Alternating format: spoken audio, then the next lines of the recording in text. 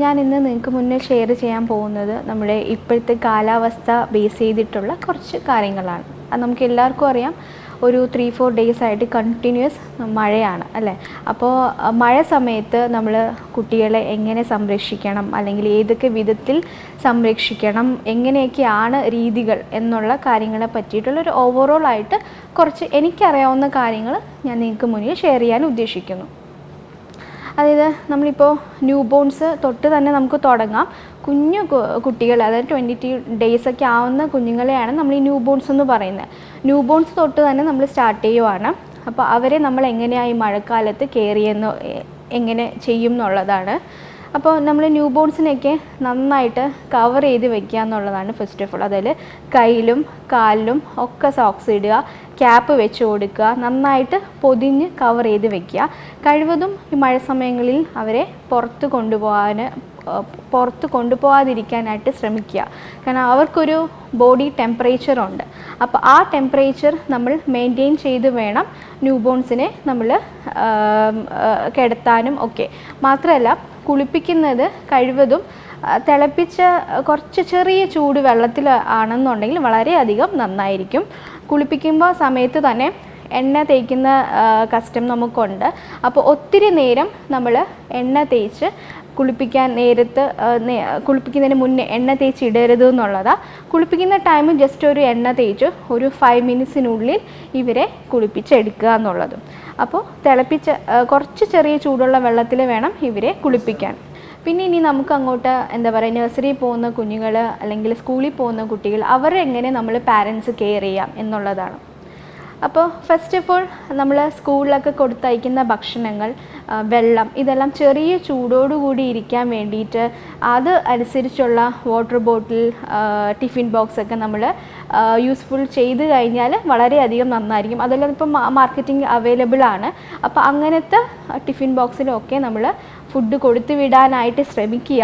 പിന്നീട് ഇവർ സ്കൂളിൽ പോയിട്ട് വരുന്ന ടൈമിൽ നമ്മൾ പാരൻസ് പ്രത്യേകം ശ്രദ്ധിക്കണം, കൈ സോപ്പും വെള്ളവും യൂസ് ചെയ്ത് വാഷ് ചെയ്തതിന് ശേഷം മാത്രമേ നമ്മൾ ഭക്ഷണം കഴിക്കാൻ കൊടുക്കാവുള്ളൂ. അപ്പോൾ അത് നമ്മൾ പാരൻസ് എങ്ങനെ കുഞ്ഞുങ്ങളെ ട്രെയിൻ ചെയ്യിക്കുന്നു അതുപോലെ തന്നെ ഇരിക്കും. മാത്രമല്ല, സ്കൂളിൽ പോയിട്ടായാലും നമ്മൾ ടീച്ചേഴ്സൊക്കെ ഉണ്ട് എങ്കിലും നമ്മൾ കുട്ടികളിന് ഒരു അവയർനെസ് കൊടുക്കുക. കൈ വാഷ് ചെയ്യുന്ന കാര്യത്തിനെ കുറിച്ചും ടോയ്ലറ്റിൽ പോയിട്ട് വന്നതിന് ശേഷമുള്ള കൈ വാഷിംഗ് എല്ലാം കുഞ്ഞുങ്ങളെ നമ്മൾ പഠിപ്പിച്ച് അല്ലെങ്കിൽ പറഞ്ഞ് അവരെ മനസ്സിലാക്കി കൊടുക്കണം. മാത്രമല്ല, വീട്ടിലാണെങ്കിൽ തന്നെ ഇപ്പോൾ മഴക്കാലത്ത് നമുക്കറിയാം വീടുകളിൽ ചെടിച്ചട്ടികളൊക്കെ ഉണ്ട്. അപ്പോൾ അതിലൊക്കെ ഈ വെള്ളം തങ്ങി നിൽക്കാനുള്ള ചാൻസസ് വളരെയധികം കൂടുതലാണ്. അപ്പോൾ ഈ വെള്ളം കെട്ടി നിന്നിട്ട് തന്നെ കൊതുക് പെരുകാനും അത് ബേസ് ചെയ്തിട്ട് അസുഖങ്ങൾ, അതായത് ഈ ചിക്കൻ ഗുനിയ, ഡെങ്കു അതുപോലത്തെ ഉള്ള ഫീവറുകൾ കൂടാനും നമുക്ക് ഈ മഴക്കാലത്ത് വളരെയധികം ചാൻസസ് കൂടുതലാണ്. കൂടുതലും അഫക്റ്റ് ചെയ്യുന്നത് നമ്മളെ കുഞ്ഞുങ്ങളിലും ആയിരിക്കും. മാത്രമല്ല, പ്രീ ടേം ബേബീസ് ആണെന്നുണ്ടെങ്കിൽ അവർക്ക് ഇമ്മ്യൂണിറ്റി പവർ വളരെയധികം കുറവായിരിക്കും. അതുപോലെ തന്നെ ഇങ്ങനത്തെ അസുഖങ്ങൾ അവർക്ക് പിടിപെടാനും വളരെയധികം ചാൻസസ് കൂടുതലാണ്. അപ്പോൾ നമ്മൾ ഈ വീട്ടിൽ ഉള്ള ചെടിച്ചട്ടിയിലുള്ള വെള്ളം മഴക്കാലത്താകുമ്പോൾ വെള്ളം തങ്ങി നിൽക്കുന്നത് സ്വാഭാവികമാണ്. അതൊക്കെ നമ്മൾ ക്ലീൻ ഔട്ട് ചെയ്യുക. മാത്രമല്ല, വേസ്റ്റ് കുന്നുകൂടി ഉണ്ടെന്നുണ്ടെങ്കിൽ നമ്മൾ അതെല്ലാം ഒന്നുകിൽ നന്നായിട്ട് ഡംപ് ചെയ്ത് വയ്ക്കുക, ഇല്ലെങ്കിൽ കത്തിച്ച് കളയുക എന്നുള്ളതാണ്. അതിലും ഈ കൊതുക് ഇരിക്കാനുള്ള ചാൻസ്, മാത്രമല്ല ഈച്ച അങ്ങനത്തെ പ്രാണികളൊക്കെ വന്നിരിക്കുകയും നമ്മൾ വീട്ടിൽ തന്നെ ഫുഡ് പ്രിപ്പയർ ചെയ്ത് വെച്ചതിന് ശേഷം പാത്രം തുറന്ന് വെക്കുക. അതുപോലെ തന്നെ സെർവ് ചെയ്യുന്ന ഡൈനിങ് ടേബിളിൽ ഫുഡ് സെർവ് ചെയ്യുന്ന സമയത്തും സെർവ് ചെയ്തതിന് ശേഷം കുറേ നേരം തുറന്ന് വെക്കുന്ന സമയത്തും ഈച്ച അതുപോലുള്ള പ്രാണികൾ ഫുഡിൽ വന്നിരിക്കാനും അത് കുഞ്ഞുങ്ങൾ കഴിക്കുമ്പോൾ ചിലപ്പോൾ അതുവഴി കുഞ്ഞുങ്ങൾക്ക് ഇൻഫെക്ഷൻ, ഡയേറിയ അങ്ങനത്തെ അസുഖങ്ങൾ വരാനും ഉള്ള ചാൻസസ് കൂടുതലാണ്. സോ അതും നമ്മൾ പ്രത്യേകം ശ്രദ്ധിക്കണം. പിന്നെ കുഞ്ഞുങ്ങളുമായിട്ട് നമ്മൾ ഈ മഴക്കാലത്ത് പുറത്തിറങ്ങുന്ന സമയത്ത് നമ്മൾ റെയിൻ കോട്ട്, അതുപോലെ തന്നെ വാട്ടർ പ്രൂഫായിട്ടുള്ള കോട്ട്സുകൾ, കൊട, ഇങ്ങനത്തെ സംഭവങ്ങളെല്ലാം നമ്മൾ കയ്യിൽ കരുതേണ്ട വളരെയധികം അത്യാവശ്യമാണ്. നമ്മൾ പണ്ട് കാലം പറയും, ഇപ്പോഴും പറയുന്നുണ്ട്, പുതുമഴ നനയുന്നത് നല്ലതല്ല എന്നുള്ളത്. അപ്പോൾ അങ്ങനെ ചെറിയ ഒരു മഴയായിരുന്നാൽ പോലും നമ്മൾക്ക് കുഞ്ഞുങ്ങൾക്ക് നനഞ്ഞു കഴിഞ്ഞാൽ അവർക്ക് പെട്ടെന്ന് പനി വരാനോ അല്ലെങ്കിൽ ഇതുപോലെ വൈറസ് വന്നിട്ട് വേറെ പലതരത്തിലുള്ള ഫീവറുകളാണ് നമുക്ക് കാണപ്പെടുന്നത്. അങ്ങനത്തുള്ള ഫീവേഴ്സ് വരാനൊക്കെ ചാൻസസ് വളരെയധികം കൂടുതലാണ്. ഞാൻ ഇത്രയും ഒരു ഓവറോൾ കാര്യങ്ങളാണ് പറഞ്ഞത്. മൊത്തത്തിൽ ന്യൂബോൺ ആയിരുന്നാലും നമ്മുടെ സ്കൂളിൽ പോകുന്ന കുഞ്ഞുങ്ങൾക്ക് വേണ്ടിയിട്ടുമുള്ള ഓവറോൾ കാര്യങ്ങളാണ്.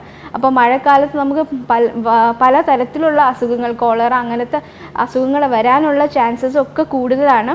സോ നമ്മൾ കഴിയുന്ന രീതിയിലുള്ള പ്രിവെൻഷൻ നമ്മൾ എടുക്കുകയാണെങ്കിൽ കുഞ്ഞുങ്ങളെ ഒരു പരിധി വരെ നമ്മൾ ഈ മഴക്കാലത്തുള്ള അസുഖങ്ങളിൽ നിന്നും ഒഴിവാക്കാനായിട്ട് സാധിക്കും.